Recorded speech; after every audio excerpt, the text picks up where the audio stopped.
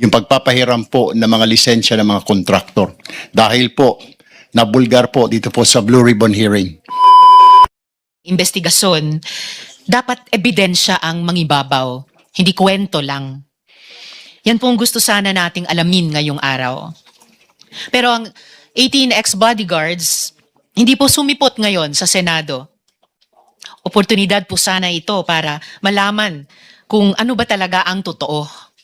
Pero ang resource persons ay wala dito para patotohanan ng kwento nila.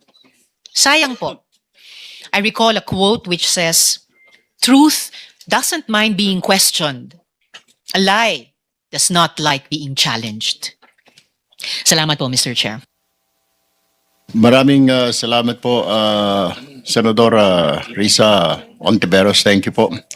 Before we go to the questioning in the matter of the order of arrival of our colleagues, unahin po natin mamaya si Senate Pro Tempore Win Gatchalian, followed by Senator Raffy Tulfo, Senator JV, Senator Bam, Senator Soto, and Senator Risa Ontiveros. Of course, after the chairman, it will be the vice chairman, and then the Senate Pro Tempore.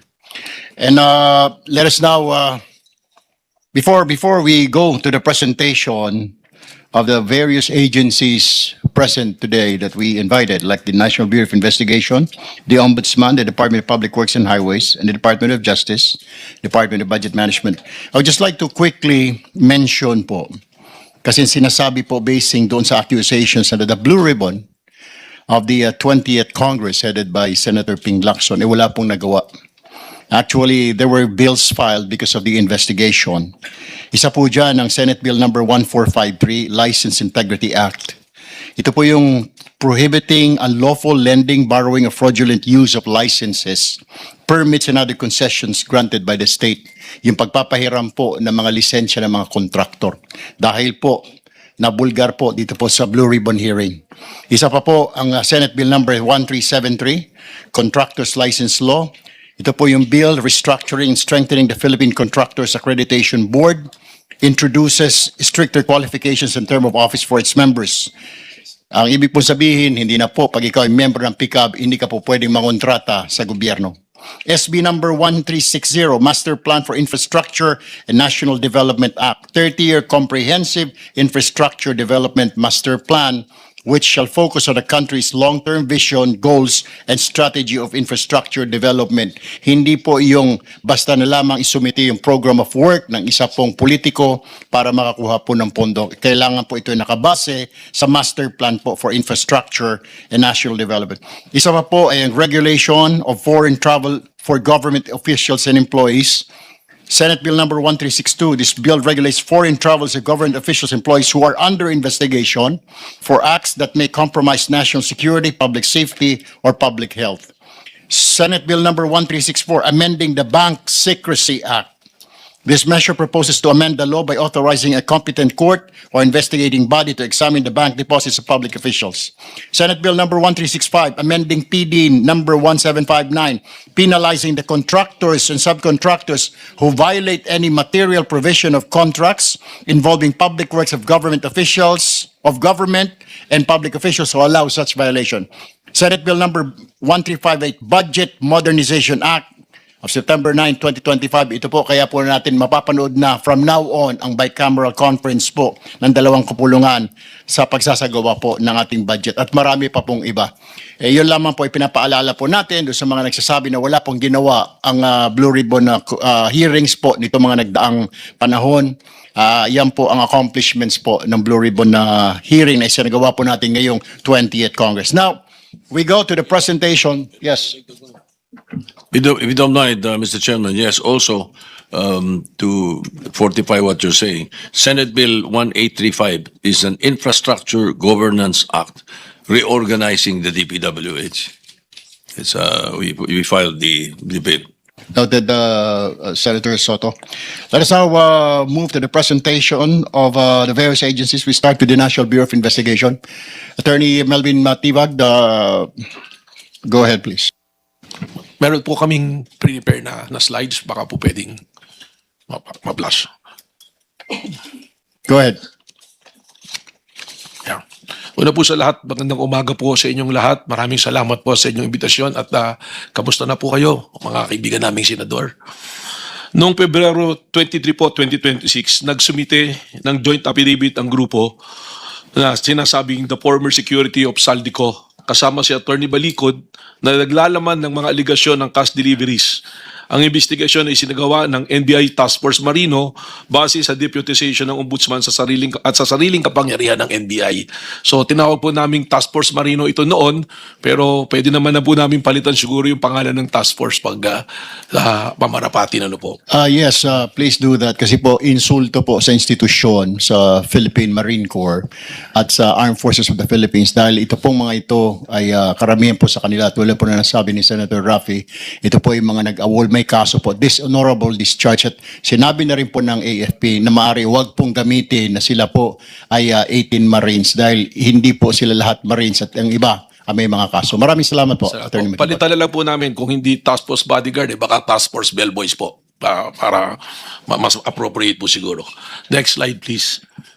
Ang ating tatalakayin ngayon ay ang ebidensyang halaga ng affidavit ng tinaguriang 18 bodyguards. Sa kasong ito, ginamit ang affidavit bilang pangunahing ebidensya na umano'y cash deliveries. Ngunit ayon sa NBI Task Force, kailangan nating suriin kung sapat ba ang bigat ng ebidensya, kung may issue sa paggamit ng titulong Marines, at kung paano na iba ang independent recollection sa collective narrative. Ang layunin natin ay makita kung ang affidavit ay talagang nakatutulong sa pagbuo ng probable cause kung ito man ay kahinaan na dapat pagtuunan ng pansin. Sa katunayan po, ang ginamit na lang nga naming pamantayan ay probable cause at hindi na yung memorandum circular ng DOJ na nagsasabi ng there should be reasonable certainty of conviction pag mag-aakyat tayo ng kaso. Next slide please. Ang tanong na dapat sagutin, nakakatulong ba o nakakasira sa kredibilidad ang label na ex-marine? Ginagamit ang label na ito para ipakita ng grupo na may integridad at disiplina. Gaya na nga po ng sinabi ni Senator Raffy Tulfo kanina sa kanyang opening statement.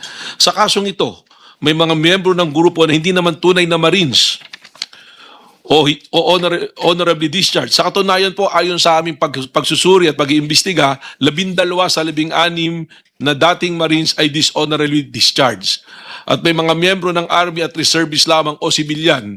Kaya ang ex-Marine label ay automatikong nagbibigay ng kredibilidad na sadyang ginamit upang itaas ang kalidad ng kanilang sinasabing testimonya. Next slide please. Ayon sa batas, ang testimonya ay dapat nakabatay sa personal na kaalaman. Kung ang testigo ay aktual na nakakita ng cash delivery, mas malakas ang ebidensya. Ngunit kung narinig lang niya mula sa iba, ito ay hearsay at mahina ang probative value. Ito po ay isang legal na provision. Testimony must be based on personal knowledge. Hearsay has a weak probative value. Sa report na lumabas ng aming pong task force, lumalabas na karamihan sa pahayag ng ay hearsay at 10 to 20% lamang ang base sa personal knowledge ng mga affiants. Halimbawa, may testigo na nagsabing sinabi sa akin ni Estrada na may cash delivery. Hindi ako mismo ang nakakita at hindi rin po nakita kung ano ang laman ng mga maleta. Base lamang sa sinasabi ng kanilang makasama o kung ano ang itinext sa kanilang group chat. Next slide please. Sabi ni 10 to 20% lang ang base sa personal na kaalaman. Halimbawa, may ilang testigo na nagsabing nakita nila ang bag, pero ang karamihan ay narinig lamang mula sa ibang miyembro ng grupo o executive assistant. Ang majority ng pahayag ay hearsay, kaya mahina ang ebidensya. Isang halimbawa ng pahayag ng testigo, sinabi sa akin ni Estrada na may cash delivery. Hindi ako mismo ang nakita. Sa report na binanggit na mga personal knowledge ng bawat affiant ay limitado. Ang natitirang assertions ay hearsay na. Next slide please. Walang dokumento. Ito na po, importante po ito para suportahan ang kanilang testimonya. Walang dokumento. Yung next slide pa po. Lack of corroboration. Walang dokumento, device, o physical evidence na sumusuporta sa mga aligasyon. Halimbawa, walang CCTV footages, resibo o cellphone records, wala po. Nagpapatunay ng custody. Ang ebidensya ay puro salita lamang, walang kasamang physical na ebidensya. Sa report kahit may subpoena, walang naipakitang original photographs, receipts o bank statement ang grupo. Ang absence ng documentary evidence ay hindi lamang kahinaan, kundi direct failure to comply with the legal directive. Binigyan po namin sila ng sufficient time para magsumite ng mga corroborative evidence.